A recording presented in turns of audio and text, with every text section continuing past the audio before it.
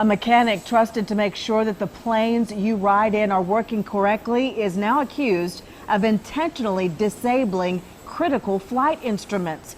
Now, this issue was not caught until the plane carrying 150 people tried to take off. Investigators say that mechanic was upset with the contract talks between his union and American Airlines. Since American makes up 90% of the flights out of Charlotte, our anchor Allison Lottis has been very closely following these talks for more than a year now. And Allison, this takes the tension between the two sides now to a whole new level.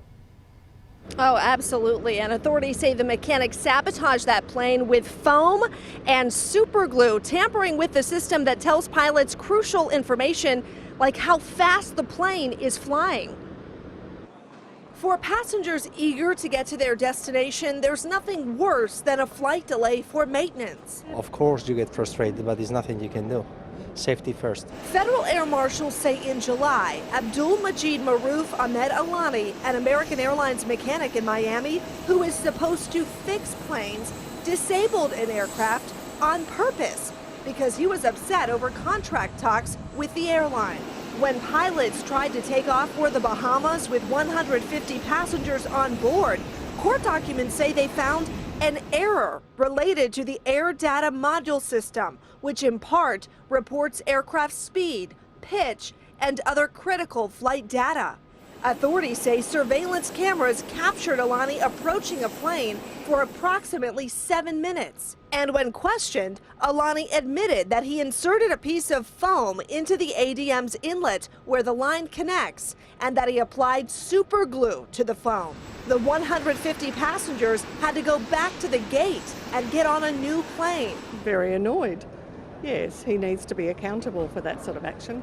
He's not doing his job properly.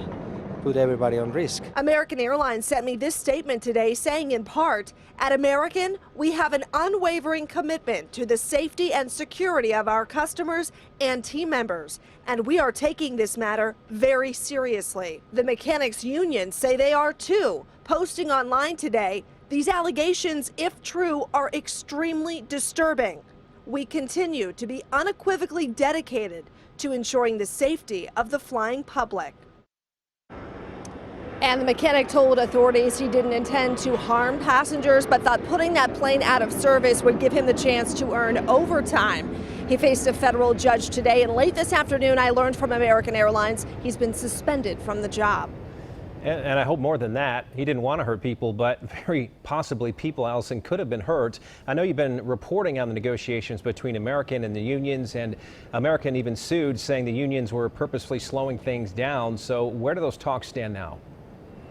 Just this week, both sides announced they will restart their contract negotiations on September 16th.